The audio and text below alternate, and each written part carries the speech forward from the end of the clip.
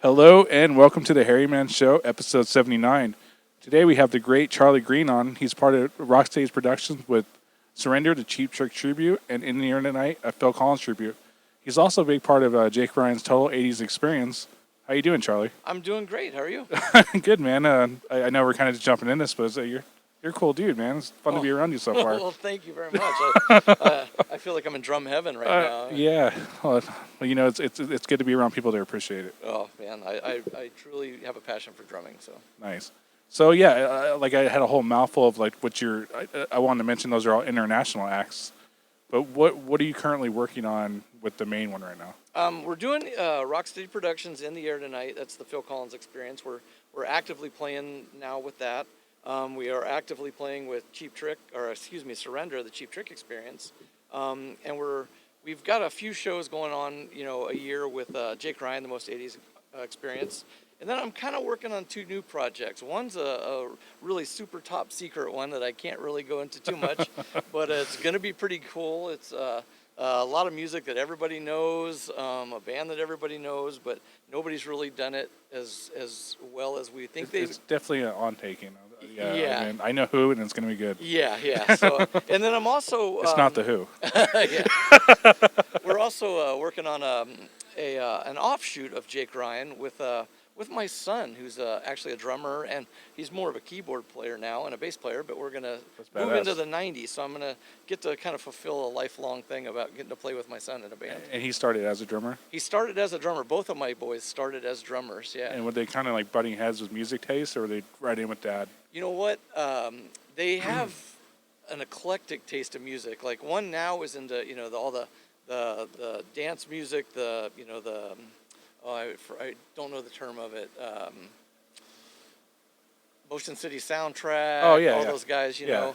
I guess emo, screamo. Yeah, it's not really the screamo. It's the digital stuff too. Dead Mouse EDM. and all that. Yeah, EDM. Yes. Yeah. And then my other one loves everything. He's into from Prince to everything new, and a Zeppelin fan, and so I think I brought them both up right. They like every type of music, and they know every type of music. That's good.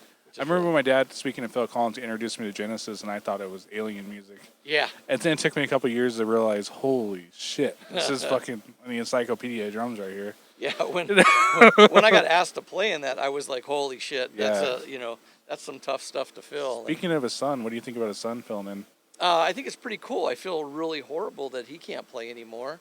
But at least he comes to terms with it, and he's not like denial, and he's keeping his legend or his mystique. Yeah, no, and I mean, you've got Phil Collins as a dad. Yeah, that's pressure. He's an incredible drummer as it is. I've watched videos, and that guy's Nick Collins. Is that? Nick Collins, yeah. Yeah, he's an incredible drummer on his own. And I respect for him because he sets the drum set up just like his dad. Exactly. Well, I think it's like kind of like how my kids learned. But he's right-handed though, right? Yeah. My kids would go in to play my set, and then whenever I've noticed their kids set up, it's always kind of the same setup. So what they learned on is what they kind of went forth at. Yeah. And we'll get more into the setup. Yeah. But did you kind of come up with big kids, or like was it? I came up with a lot of big kids. It was I came up in the '80s, Nice.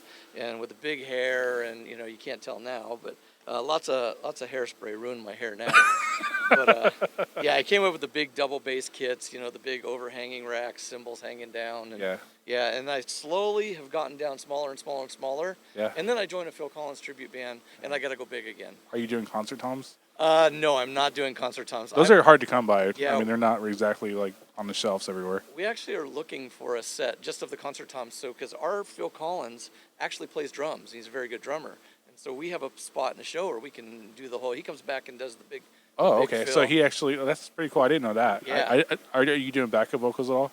No backup vocals for me. You don't want to that's a big, big pair of shoes to fill. Yeah. But no, he sings, and he comes back and sings and plays, and we're slowly working more of that into the show once we get some of the more of the concert toms and everything. Right now, I'll usually set up like one of my big acoustic kit, and then I'll set up like a Roland, nice. V drum set. So like a Chester Thompson doer. Yeah. I still watch those, and now that I can dissect it, playing for a little bit, now I have more appreciation for the stuff they're doing. Sure. I think it would even hold up today and surpass what a lot of people are doing. Oh, yeah. I still can't dissect it. Yeah, but sorry to sidetrack you there. You Oh, were no. you were talking about your secret solo projects, but Oh, yeah. I didn't mean to jump in front of you. No, that was about it. That was got the one offshoot of Jake Ryan with a couple members of different bands that are going in there. We have a great female singer. We're gonna just kind of take some of the '80s stuff that we're doing from Jake Ryan, do a bunch of the '90s stuff, and maybe even more. And that's gonna just be a local fun band. And then when you say '80s, what kind of stuff are we dipping into? It's more like new wave type stuff. None of the hair stuff. It's So more like The Missing Cure? Persons, Go-Go's. Oh, Missing Persons, Yeah, badass. yeah. Duran Duran. So basically like female style. Yeah, yeah, Okay. yeah. The goth wave, I guess it would be called goth Yeah. wave or something. I don't know. There's so many terms out. It used to be just rock. And then '90s like No Doubt-ish kind of stuff. Yeah, no doubt. We're actually going to do a lot of the dance stuff too. So we're going to throw in like some Tone Loc. We're going to throw in some whoever does that song, Jump Around. House of Pain. Yeah. Yeah, so we're going to do a lot of that stuff too. Our goal is, I've been in a million bands, and we all start off with the same intention of, we're going to fill the dance floor, that's it. And then inevitably it veers off, and somebody says, well, I want to do the B side of this song, and then that's when they sit down and they go get drink. Our goal right now is to play nothing but movable, move your butt type music. And not to sound like the gimmicky, but it's a band's good job to sell booze. Exactly. Yeah. Well, you want to be dancing. You want them to sweat. The only Yeah. time they go off the dance floor is to go get a drink or use the bathroom. Yeah. Now, for a party band like that, do you feel like a big responsibility in the drummer? Oh, of course. Yeah, and what are like some good, like you've been doing it for a long time, you have a lot of experience. What are some good recommendations to kind of keep your mindset for 4.5 hours? I used to hate playing to a click, Oh yeah. but now I love it, and I've gotten really used to it, so I can kind of play ahead of it a little if I need to, or lay back off the click just a little to lay it back, lay the beat back. But I just just kind of get my mindset into I'm moving these people when my kick is hitting. I want to see those guys move to the left or move and I just I feel like I kind of have like control and responsibility of keeping them moving, because if I mess up, then everybody's like going to break a leg or Now, something. do you ever feel like your emotions when you're not playing to kill? Do you ever feel like if you're like have a long day, like you speed up or slow down? Do you ever catch yourself kind of like telling yourself to chill a little bit? I do. I will readily admit I'm a tempo over player or whatever. I have so many different ways to keep the tempo down. I have a groove guide. Oh, nice. I have I don't even know what it's called, but you stick it on the snare. It's the same thing as a groove guide, a tempo meter that's right there. So I have 2 fail safes. Really? And then if we're playing with a click, I don't have to worry about it. But Yeah, I've grown to having a relationship with the click. I think my early 20s was like the growing pains of it, but now I can't function without it. yeah, I recorded a CD with a band that when I first got into Phoenix here, and they wanted me to play with a click, and I'm playing, and I listen back to that CD now, and I'm so just very Boxed in. yeah. It's just annoying to listen to my drum parts.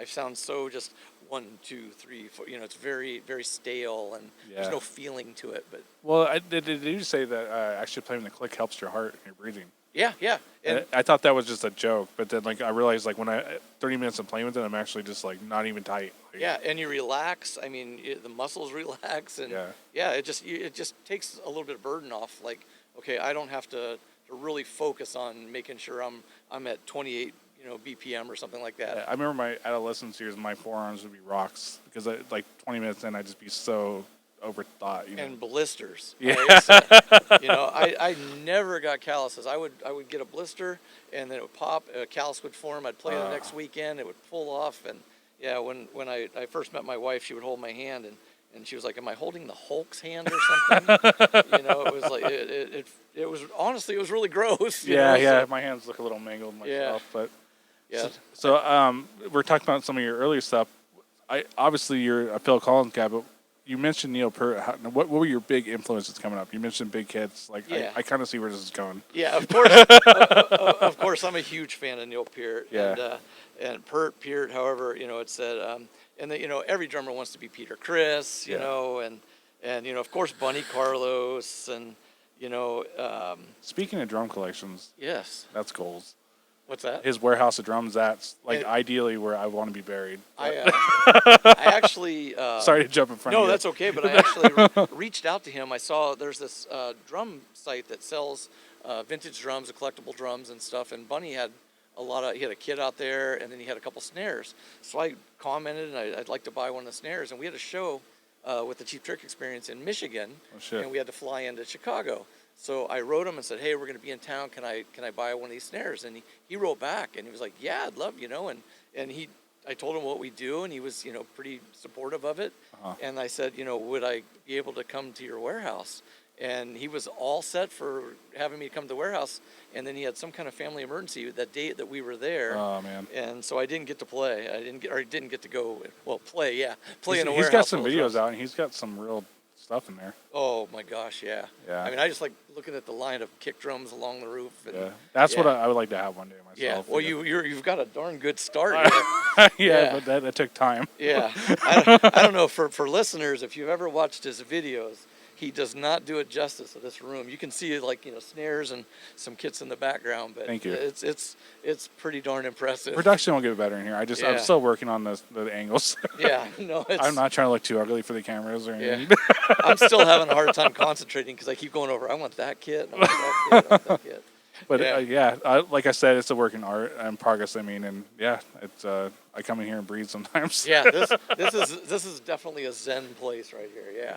Yeah. So, as far as influences, I keep jumping all over. Oh, yeah. Like, what were the big ones? I mean, I guess we'll take it back to your origin stories. Mm-hmm. When did it start? I started in 5th grade. I played trumpet, and I joined the band, and I wanted to play drums, but I joined the band. I had to play trumpet. I had to have 1 year of something else, and so I'm playing, and every concert, every practice, I'm turning my head watching the drummers, and I'm getting in trouble. I'm getting notes sent home to my parents. Charlie's not paying attention. Charlie's not learning the basic fingerings of a trumpet. And so finally he got together with me, and he says, do you want to play drums? And I'm like, yes. And so he broke his rule to let me play drums. He started teaching me how to play drums. And so that's... His name's Bruce Spangler. He was my 5th grade music teacher. That sounds like a band teacher name. Yeah, and he was the coolest guy. He told me, he broke his rule that I could come in and play drums without having a year of other experience. And then he would come in and sacrifice his lunches for me to come in, and he'd sit down on the piano, and we'd work through music and stuff, and I'd play and learn how to do everything. And he did that for a year until I caught up to everybody else. And I know him to this day. Facebook is a wonderful thing. We reconnected. Jesus. And I know him. He's still playing. He's a bass player. No shit. He's a great guy. And he put the drums in my hand, and I say. So was he starting you on a set, or was he giving you just a drum? Just the snare. We all started on the snare, and by 7th grade, I was advanced enough to start playing, a kit and everything. And I remember I got given the part when we played, it was Rocky, the Rocky theme. Oh, nice. And there was a little drum solo in there, and I just remember I played the heck out of it. I think it was maybe like 2 bars of 16th notes, or nothing, but I remember my mom coming to the thing, and I was in 7th grade and watching her cry out there, so. That's huge. Yeah, but he put the sticks in my hand, and I tell him that to this day. I run into him at odd places. Are you originally from Arizona? I grew up in Arizona. I moved away to Pittsburgh in 85. Did you go to school out here? I did. I went to Alfreda High School, right out here, just down the road from you. Oh, you really did grow up out here. here. Yeah, I did. Yeah. Your house was where I used to ride motorcycles. So. I heard that quite often. Yeah, this used to be where people did bonfires and. Yeah. Oh, yeah. We used to. Well, I don't want to say. We used to party out here a little bit. Yeah, it's an imagination there. But yeah. So, I imagine you probably stuck with it through school, and then did you move up to jazz band, orchestra, and all that? We were in the jazz band. I was not that great at it. We didn't have an orchestra really. I went to Litchfield Park Elementary, so we had jazz band and we had just the regular marching band and stuff. And so I loved that. Got into high school, started listening to guys like Dennis Chambers, and Dave Weckl, Stuart Copeland. I was a huge Police fan, Yeah, I can hear it. Yeah. So one of my John Bonham, of course, Mm-hmm. One of my friends, he actually has been like my drum tech life coach, Mm-hmm. since high school. Kevin, he turned me on to the Police, and I just been a fan of the drumming. I don't want to be sacrilegious and say I don't like the Police, but I'm more of a fan of Stuart Copeland than the Really? Police. Yeah. What album did it for you? What is it? Zendada. I know what you're talking yeah, about. whatever. I can't say it either. Yeah. But yeah, and then it's funny. I've got to meet a couple of these people. So one of my later influences is Mark Schuckerman from Styx. I mean, I just watch his videos. And I say he's what the kids say now, the GOAT. Yeah. Yes. Yes, he is. If you watch some of those videos and you listen closely, they're playing the Styx songs, and whatever he's doing is just like, holy mackerel, this guy's incredible, And I try to sit down and cheat and try to figure out some stuff, and it's like I give up. They're actually selling his shell kit now. Are they really? Girl, you can actually order that Masterworks. I'm geeking out on you, but yeah, no, that's great. But I'm definitely gold hardware and everything, the same finish, everything. Wow, I love that kit. I started to put gold chrome on my fill kit, but it didn't look like Chester Thompson's. But yeah. Yeah, gold's a very touch and go thing. Yeah. I think it can either look good or it can look really bad. Yeah, it depends on the finish. Yeah, so I've always been kind of scared of the gold hardware myself. Yeah. Do you have any in here? I know. No. I've always been scared of it because you can see fingerprints on it, and et cetera. And I'm kind of weird like that. But yeah. I'm sorry to jump in front of you. No, it's funny. I was gonna say, Dave Weckl, one of my other influences. I started liking him when he put out a solo album called Master Plan, and I was never into jazz. I never liked that electric jazz, and I was living in Asheville, North Carolina, and Chick Corea came to town. Shit. And I'm like, well, Dave Weckl plays for him, and then Frank Gambale, the guitar player. And I'm like, I'm going to be like a geek, and I'm just going to call. That's before cell phones, before internet, I don't want to give away the date, but, but 1991. So I called the hotel, and I just said, hey, can I talk to Dave Weckl's room, and they put me through. And I mean, it's like, this is Dave. And I'm like, I'm talking to this guy on the phone. I'm geeking out, with the cord on the phone, getting as far as I can without choking myself. And I told him I'm a big fan, and he's like, are you coming to the show tonight? I can leave you tickets. And I'm like, no, I can't. I have a 1-year-old, or he was under one. It's Adam, my oldest one. And so he goes, what about sound check, And I'm like, well, yeah. So he goes, he gave me the name of the road manager, and I went to the back of the arena where they were playing and went in and had dinner with them. Sat there with Chick Corea, Frank Gambale, and Dave Weckl. Dave took me up for sound check. Had my son in my hands. We're standing back there, and he's showing me everything. It's when he released his Dave Weckl snare back, '91. Yeah. And I saw it before it came out in production and everything. And so he was holding at him, and I took a picture with him. And so I happened to fast forward 21 years.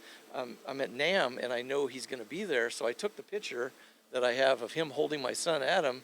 Gave it to him, and I saw him, and I gave it to him and said, hey, this is his 21st birthday. So he signed it, and, it's pretty cool. So it's like him signing happy 21st birthday on a picture of him when he was 1 year old, That's pretty cool. That just shows you how fucking cool he is. Yeah, he started looking around. He started talking to his assistant. Do we have anything I can send home with him to give him as a gift? And just a random phone call can lead you to anything pretty much. Yeah. That's pretty cool. Yeah, and then, of course, another influence is Anton Fig from the David Letterman show. Oh, yeah. I had the opportunity. He's very underrated. Yeah, completely underrated. I mean, nobody knows nobody understands how many albums he played on in the 70s. I mean, he's Kiss. I mean, he did a lot of, dubs for, unfortunately, Peter Criss when he was having issues. I mean, he played on Ace Frehley's solo albums.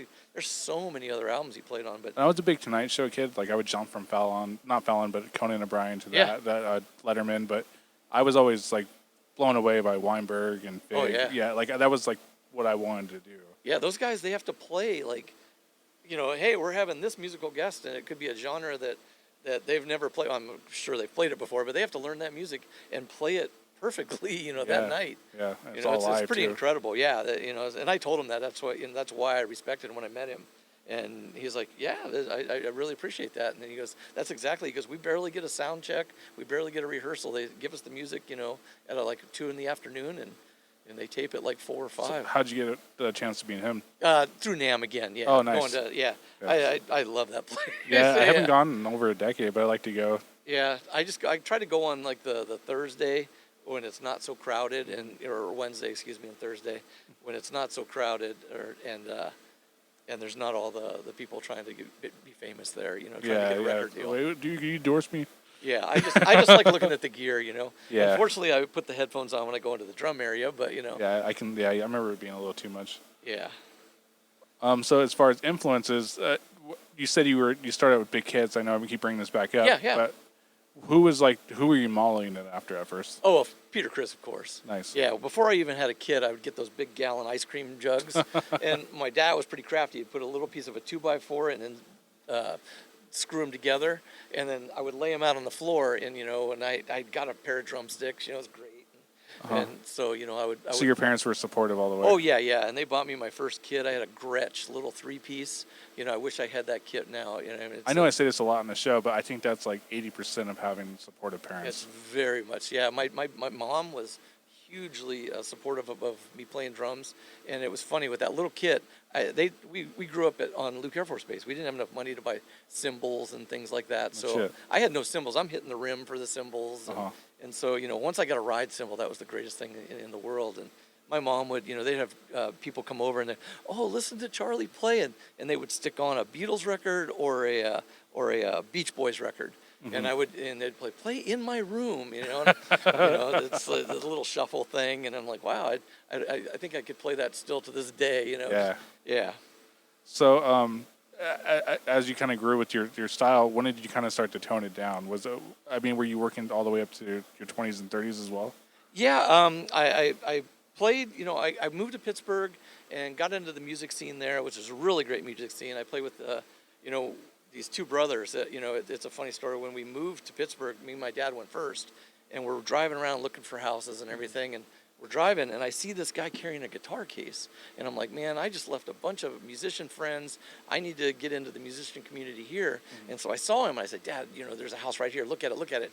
And so we eventually rented it temporarily, and I walked down and knocked on this guy's door and said, hey, I'm a drummer, and he's like, we need a drummer. And it was him and his brother, and I played with those guys for probably, 4 or 5 years in a band called Merchant all over Pittsburgh. And really? Yeah, it was a great time. We played just classic rock, and nice. But yeah, and that's when we had the big hair. We played, Poison and, So that was pretty much an education for you. Yeah, pretty much, yeah. And then, I cut my hair, had a son, and stopped for just a little bit, and then grew my hair back and started back up again, The cycle of life. Yeah, it is. Yeah, it's how I judge what year I was in. What hairstyle did I have in? Yeah. There's nothing wrong with that. Yeah. I'm starting to kind of get on my second wind. But growing up, what would be your, as far as practice advice, or like what have you done differently coming up playing drums? What would I do if I wasn't playing drums? No, coming up if you go back and tell yourself like, hey, don't do this, do that. I would practice a hell of a lot more than I ever did. I took it for granted back in my 20s. I can play that fill. I can play that fill. I can do that. I don't have to work on rudiments. I don't have to do any of that. That's one thing that Mr. Spangler taught me right from the very beginning. Told me to buy this. It was a Rubank's method book or whatever. Yeah. Elementary method. There's an intermediate one. Then he had me buy this rudiment poster. And he had me stick that on my wall, and he said, play to this every day, work on these. And I did. I learned my rudiments, but then I just kind of fell off, when I started getting in bands. I'm like, rudiments don't matter. Yeah. And then I realized everything that anybody plays can be traced back to one of those 26 rudiments. Yeah. So I would definitely say learn the rudiments and practice them. Yeah. Yeah. I have to say to myself, protect your hearing. Oh, okay. What was that? Protect my hearing. What? Protect my hearing. Yeah. Yeah. Yes, most definitely. Yeah, I think I just did some dumb stuff. And oh, yeah. I guess if I could tap myself on the shoulder 20 years ago, I'd be like, earplugs. Hey, dude. We were all dumb and stupid back then. It's like, yeah, I love it. Yeah, stand right next to a speaker. And yeah. Now I hear this constant ringing, and I haven't got that yet, but I think it's just more. I have to wear hearing aids at this point. And it's not. I don't think that's a bad thing, but like, it's just. I think I relied on body language, like. Too much, yes. Yeah. yeah. I can definitely feel that. Yeah, I've lost about 60% of my left ear here, so sorry, man. Haven't got to hearing aids yet, but I think it's coming for the left side. But the right side, I'm not sure what he said last time I was at the audiologist, but yeah, I didn't hear him. So yeah, sorry. Yeah. So did you keep any of your kits over the years, or did you kind of like just I'm sell by? I was gonna say I'm a drum hoarder, but I can't really say that after looking around this room. Oh, thanks. Yeah, I have kept things. I wish I would have had the Gretsch kit that we had, when I first started. And then I had a really cool. It was the total joke of a kit. Tama, the Eddie Van Halen striped kit. Oh, nice. Yeah, I had that. I got rid of that. I traded for some lights or something. But pretty much after that, I've kept. I think I've got about 9 kits. I've Really? kept them all. Yeah, so That's cool. and I don't run into a lot of people that do that. yeah, and one of the reasons is I don't want to give it away because I played this show with it, right? Yeah. I played this with it. Yeah, I can look in this room and see what I just have flashbacks of what age I was. Yeah. Oh, exactly. I know exactly by the kit. Unfortunately, I've refinished a couple, so Yeah. so now I'm like, okay, that's this era, but it's also this era. Yeah, when I was so- setting up this room, I was catching myself doing it chronological. I'm like, okay, stop. Yeah, you can get pretty wrapped up around here. Yeah. Sorry, I don't mean to harp on that, but like, Yeah. it is a sentimental piece of time. It is, and Literally, that non-drummers, keeps time. Like, Yeah, non-drummers won't understand that. I think guitar players can empathize with us. yeah, I think that's a little Yeah. easier attainable, like as far as storage and. Yep, and I know a couple keyboard players that have like 1.5 million keyboards. So why can't drummers? Yeah. So what's in your collection? Let's see. I have the Pearl kit that that used to be a big, huge double bass. Pearl. It's a Master Series 8-piece. I recovered it to look more like Chester Thompson. And if you nice. play locally, that's the kit I use. And what I do is I can convert that in a heartbeat. So I bought mesh heads. Oh, nice. And I bought the RT Series triggers from Roland. I think that's what I saw pictures of. Okay, yeah, It's yeah. got like a natural grain finish. Yes, exactly, yeah. And so I can play, acoustic kit, or I can do electric a hybrid if we need to go lower. Mm-hmm. I've got, let's see, I've got my Bun kit, which is a Ludwig Centennial Kit. It has to be lower. Yeah, 26-inch kick. And a side note, did he play left-handed for fun once in a while? Yes, he did, and that's fun. If you notice, like he'll start riding, and doing the left hand, with the cymbals and stuff, and the hi-hat. So in the show, I've taught myself how to be ambidextrous, and so you'll see right, and hello there, right at the very beginning, he's crashing on the, with his left hand on the ride and using the snare on the. Yeah, I heard rumors he did it because he was bored. I'm sure he was, because that's kind of his whole look too. Yeah. I guess that kind Yeah. of fits into the role. But Yeah. sorry to jump in. Oh now. no, that's okay. Yeah. And I use Evans heads on everything. I like the EMAD clears for the kick.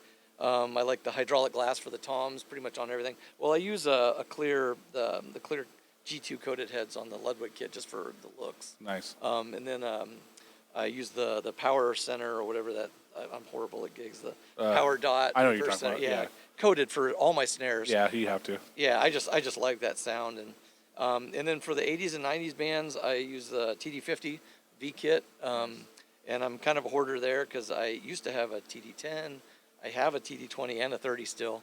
I finally gave up one. It hurt. I sold the TD10 to Rob James from Free Will. So Oh, okay. yeah. So but and then if I'm sitting in with another band, I have a black DW. Black on black hardware. It's just very ominous, Really? That was like, the late 90s, I So had that's your studio kit. Yeah, and it's got a 22 by 22 inch kick, and it's just like Canon. Nice. And just, one up, two down.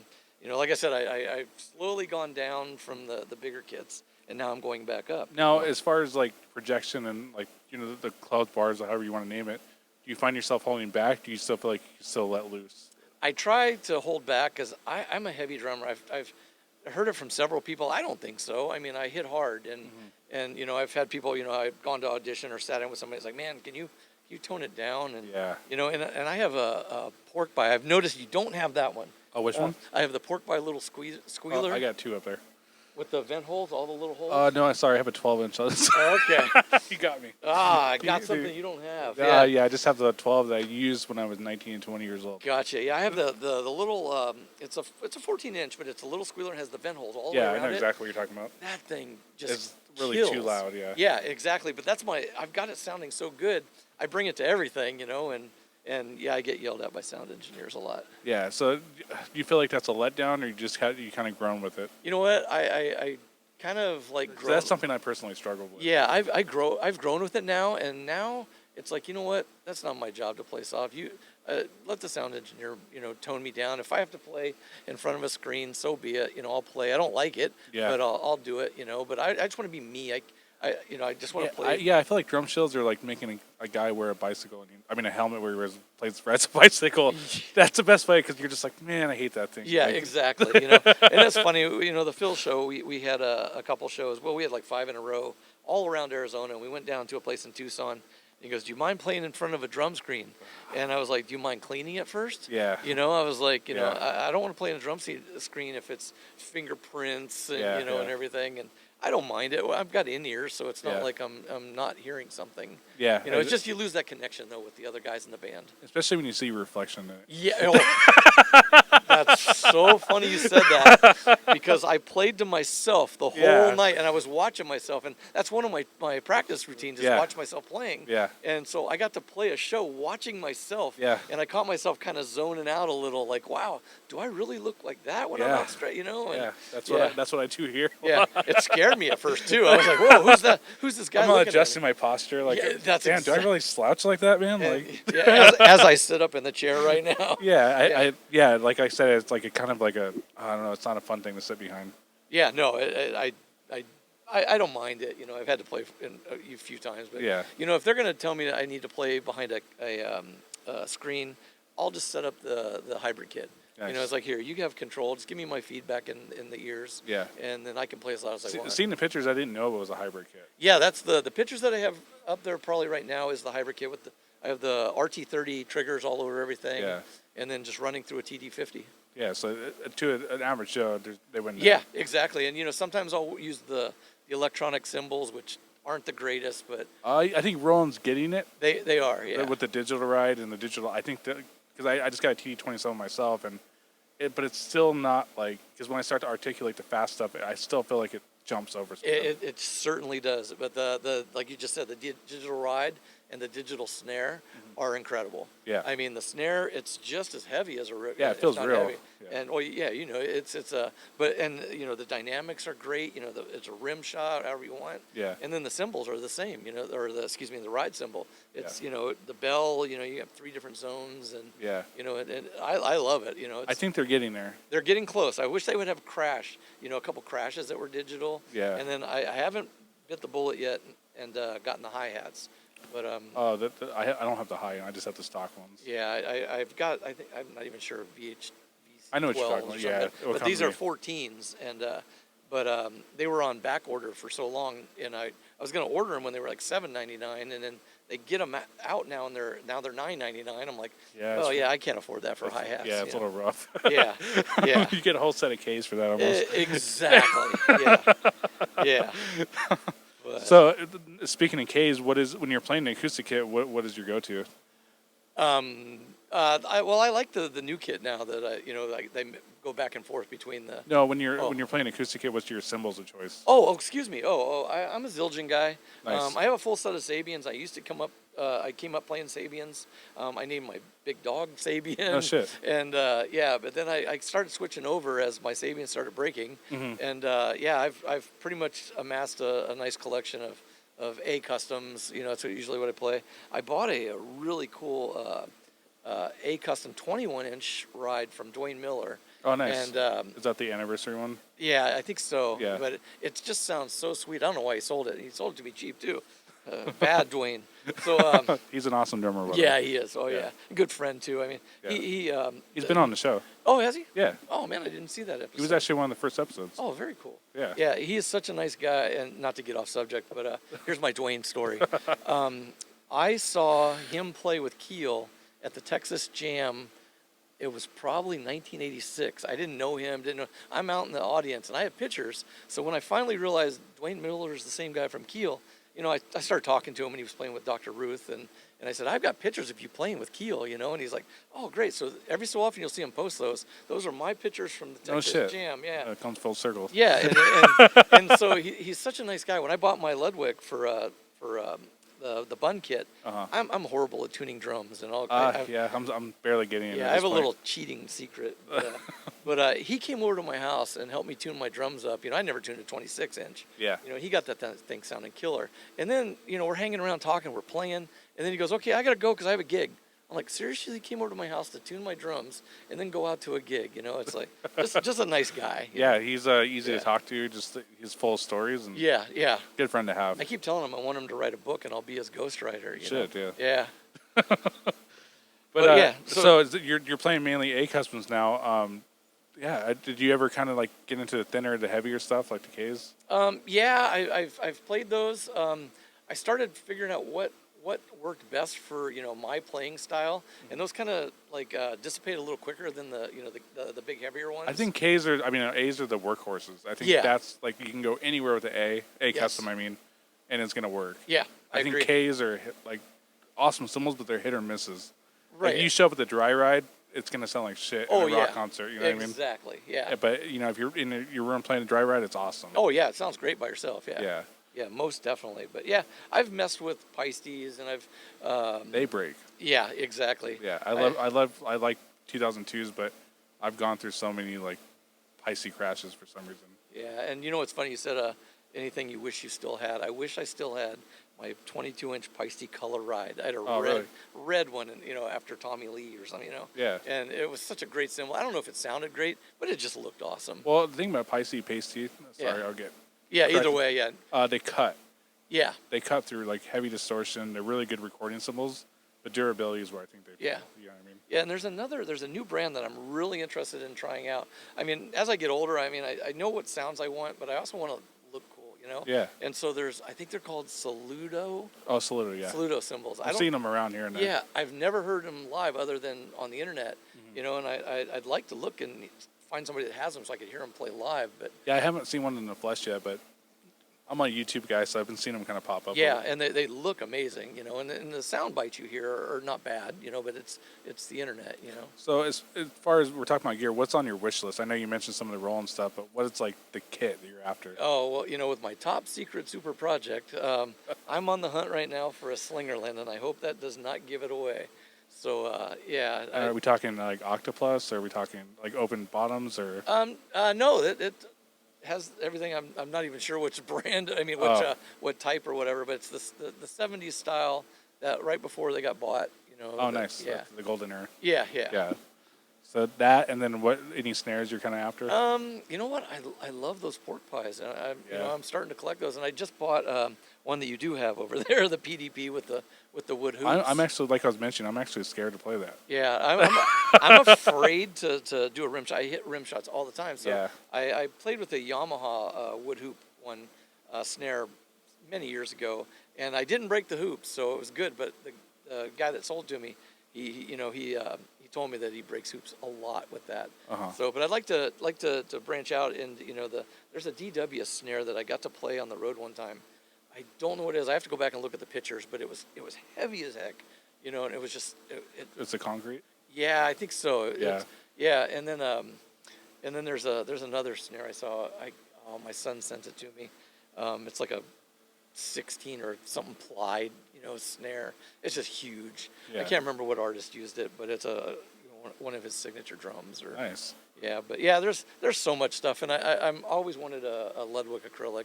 Yeah. And I'm like, okay, I might not be able to afford a Ludwig acrylic, so maybe go to the DW or Yeah, Pearl I think or- the best thing for Ludwig acrylics is finding one secondhand. yeah. Because new, I mean, you're talking. Oh yeah, there's no way. Yeah, it's too much. Yeah, exactly. I just like the look of those two. Again, back to the look, Yeah. Or They're loud. I mean, they're a little bit harder to control, but Yeah. if you you use hydraulics yourself already. yes, yep.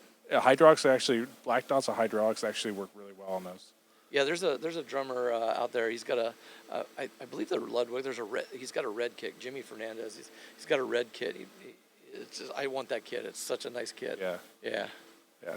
So you kind of mentioned, I kind of want to talk about your how much you were playing kind of pre-COVID. I know you're saying things are warming up again. Yeah. But I want to talk about like your prep and what you did to kind of keep yourself in the mindset of it and kind of active there. I will be honest. I got a little depressed when COVID hit and everybody everyone did. Yeah. everybody had to go home and stay in their rooms and Yeah. and You're losing a lot of serotonin there. exactly yeah. But No, it's not funny, but like no, it's true. But yeah, I kind of got a little depressed and I the gigs just stopped.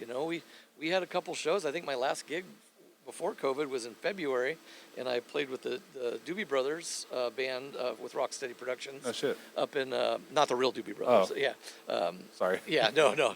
Up in Washington, but that was the last one, and then everything stopped. And luckily, Joe from Rocksteady Productions opened up a little club called Tributes, and for about a year, they had bands in there, and even during COVID, I mean, he did a lot of great precautions to keep everything clean. So we got to play a little bit in there, and we put together a couple different bands just to play. It was Tributes here in Phoenix? Yeah, it was over about 59th and Union Hills. Are they still open? No, they closed down. Yeah. Oh man, I didn't even hear about that. Yeah, they would have great bands. I mean, we all played there. All our bands played there. And then they would bring other tributes in, and they were getting stuff in from California, and it was a nice little place to play. And that sounds cool. Very intimate, and great sound system, small stage, but it kind of reminded me of coming back up playing like the small stages and stuff. Yeah. A lot of people yearn for that stuff. Yeah, and yeah, exactly. Yeah, once we started playing there, then shows have slowly started going up. We've had a show that's okay, we're gonna play, and then it got pulled back, and then we got so we did 2 makeup shows with the Phil Collins band in October. We did North Carolina, and then 2 shows up in Buffalo, New York, and those were just great. Great reception. People were just yearning for live music again. Yeah, so I guess what I'm asking, another question is, do you have like your setups put aside? Like, do you have like an A, B, C rig when you're doing different? Oh, like, yeah. Yeah, because I can see how that can get really mixed up really fast. I have everything in cases, and I bought these little tags, and they're color coded. That's perfect. So they're set up like this, but they're in cases, and it says Bun Kit. That's cool. Bill Kit, DW Kit. So I know just to go pull that all those colors, pull them out, and that's the kit. Exactly what I would do. I was sitting there thinking, I was like, how does he keep everything from? Yeah, and then the hardware too. I have hardware for each kit, so I know everything with the red. Yeah, you probably don't need like heavy duty hardware for a bung kit. No, and 2 cymbal stands, a ride, and a hi-hat stand, and I cheat. I play with a double bass pedal with the. Not really cheating. Yeah. If you're playing with those duals pedals, I'd be like, eh. Yeah. I honestly tried to give Ludwig Speed King a try, and I don't see what the. Yeah. I think I played like a new one the other day, and it felt cool, but I was like, this won't work. Yeah. Yep. I love Ludwig. I mean, I fully endorse their product, but like I just think that was a thing of its time, Yeah. Besides the Slingerland that I'm looking for, I think my next kits are going to be Ludwig kits. Yeah. I fall in love with them through the Bun kit, and then I've played on several different people's kits, and it's just like, man, I like the Ludwig sound. I feel classic too, and yeah. So between gigs, do you feel like you have to practice like sets, or just like do you have to revisit, like say you do 2 Phil Collins gigs and you go back to a Surrender? Do you have to sit there and run through the set, or do you think that's just all automatic? A lot of it's gotten ingrained muscle memory. I don't want to say I don't practice it, but I usually go and I'll pick up the set list of, about 2 weeks before a show if we haven't played it in a while. And we'll usually get the whole band together to rehearse, but I'll do the practicing at home and go through the set, once or twice and be ready to go. Just kind of jog my memory. Once it kicks in, I'm like, oh, there we go. But it is tough when you got 2 back-to-backs. We've got that coming up, where there's going to be Phil Collins show one night and Surrender the next day. It's going to be one of those I gotta change mentalities. Yeah, that's going forward to the reverse pretty fast. I love playing in the Phil band because I can express myself, I can smile, and then I gotta suppress myself back to Bun. Yeah, it's a little bit method acting there. Exactly. and try playing with a cigarette in your mouth. I'm not gonna give away my secret, but with my mouth closed, so I have to breathe out of my nose the whole time I'm playing. Really? So it's very tough to keep your Find posture. yourself nauseous. Yeah. I've almost passed out a couple times. Really? Yeah. Damn. If you see me up there sleeping, it's because I'm trying to catch my breath. So I know we can't mention your secret project. I know you Yes. will mention it soon, but what's coming gig-wise for you? Oh, gig-wise. Oh, I happen to have that written down here. I have. Let's see. Like I said, I'm fortunate enough to have gigs coming back. So we played in October. Played earlier this year. Playing in Seattle with the Phil Collins band. Oh, shit. On August 4th, and then I come back August 18th. I'm with Surrender at CB Live here. Oh, nice. I want to go to that. Yeah, then I'm. That's the 18th. CB Live tickets. July, right? Yeah. No, August. Okay. August. Yeah. This is August 4th and August 18th, And then in September, this is kind of something really cool, and it's kind of an ego boost to me. But I'm flying out to Florida to fill in as Bunny for Oh, no another shit. tribute band. Wow, that's And yeah, so to play at the Hard Rock's pretty cool. that's really cool, actually. So yeah, so then October 1st, we're doing a benefit show, and they're gonna kill me for not having this information because I believe it's for homeless vets, and it's the celebrity benefit show. But it's at CB Live. They open up everything. Tickets are like $50, but they've got so much musical equipment to auction off. By people signed it, and it's pretty incredible. Kathy Rankin, she's local here. She's one of the MCs.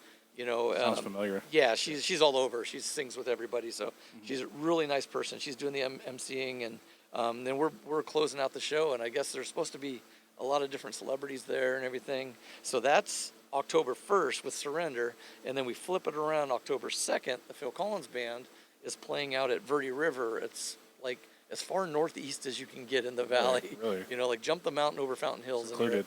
Yeah, so it's an outdoor show, and I think it's open to the public. So Really? yeah. That's pretty cool. But yeah, it's a Shea community, so it's a really great place to play. Yeah.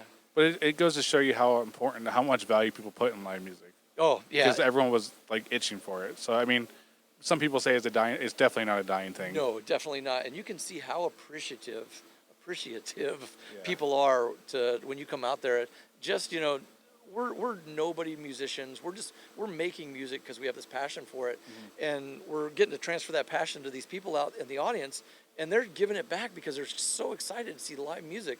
After shows, you get hugs and people just say, high-fiving you and thanking you. I definitely think I'm not trying to sound like I'm not a doctor or anybody. I do believe there is some weird endorphin that releases. I totally get it. Yeah. I think if I don't see a concert for like a month or so, I start to kind of get, I don't know. Yeah, you get claustrophobic. I think shut in. It's a release of some, like, once again, I'm not a hippie or anything, but like. Yeah, no, there's some kind of healing power with music. I don't know how to like name it and brand it or anything like that, but like I do think it's healthy to get that anxiety. Like I still get that anxiety going to like a big concert. I don't know if that's normal, but I think that's important to feel that. I do. I get it watching. Yeah. And I get it playing as well. I don't get nervous so much anymore. But it's more like a I don't know, like a chest thing. Yeah. It's just like, man, I just can't wait to see what they're gonna do, or I can't wait to see how my playing is, or am I gonna be on or off tonight? Yeah.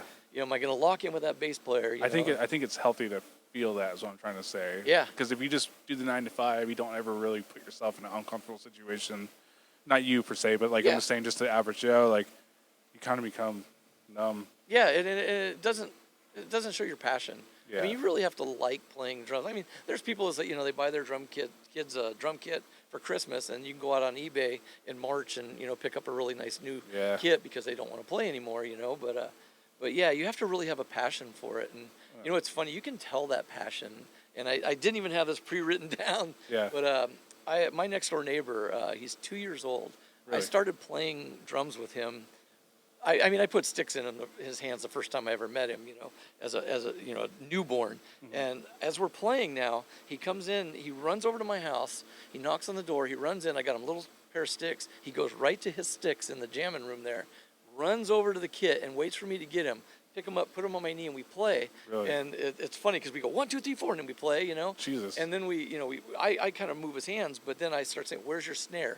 Hits the snare. Where's your cymbal? He hits the cymbal. Where's your hi-hat? So I'm slowly working him in. He's going to be a YouTube sensation because he's got a passion for drums. He's got every little drum toy, and he goes to these play places that have drums. He runs right to it. Probably the only toddler that knows properly how to hold drumsticks. And but he's got a passion. I can tell this kid's going to grow up to be. You give lessons yourself? I used to. I don't have a lot of time for it anymore. Yeah, I mean, I love doing that, and and I just love seeing somebody play. My other next door neighbor, he's 8th grade. He came over and he said, I'm in percussion. I want to play. We got him playing to an AC/DC song the very first time he sat down on a kit with him. So and it's just heartwarming to see. You mentioned YouTube. Is there any drummers that you're kind of watching coming up? Like who do you kind of veg out on? Yeah. So you know what? There's a drummer, and it's funny you said that too, because we opened up for a Kiss tribute band called Mr. Speed. They're from the East Coast. Oh. They are the closest thing to Kiss that you'll ever see. Show and everything? Yeah, I mean they've got the whole ramps and lights Jesus. and statues with the demon and Jesus. the cat and everything. I mean, they are Kiss. So their drummer Quentin, I'm gonna space his name, Quentin Kafal. He's gonna be somebody. This kid, he looks like Tommy Lee. He can play anything. He's flashy. He can do all the stick twirls. He's technically just incredible. I mean, he plays with Mr. Speed, but he's got his own thing going on. But if you look him up, he just released another like a solo. It's like almost like a piece of art. It's called Chopper. If you get a chance to look that up. But yeah, he's really really good. Yeah, I watched that, and like we talked about before, we talked about Mark from Styx. I mean, I constantly watch his videos. Yeah, I get stuck on those too, Yeah. and it is a little disheartening. It's very disheartening. I'm like, how the heck did he do that? Not just in the chop wise, it's just how clean it is. Oh, and it's so Yeah. effortlessly. He's looking around, having fun with his bandmates. That was the main influence for this room. Was it? His room. Oh wow, yeah. That's when I guess the light bulb, whatever, went off. I'm like, that's what you got to do. Yeah. I mean, and he has high dollar stuff, Right. but I'd like to have that. Yeah. Oh yeah. Well, you're well on your way. Thank so. you. Yeah, I did. Yeah. But I think he's been a really big inspiration. I mean, I just feel like he's, I don't know, the epitome of clean rock drumming. Yeah. Oh yeah. And he's a nice guy. I guess he does clinics everywhere. He did a clinic here. Yeah, I missed in that one. Phoenix. I missed it too. I wanted to go. I think we had a show someplace, but yeah, I really wanted to go. If he comes back, I'm definitely going. Nice. Yeah. Yeah, probably Phoenix. Speaking of Phoenix area drummers, I think Dave kind of put that on too. Who was that? I think Phoenix area drummers actually. Oh yes, I'm sorry. Yeah, when you said Phoenix area, I was like, oh yeah, Matt Indies Yeah. from Phoenix area drums. He's done an incredible job of putting everything together. And we have one place.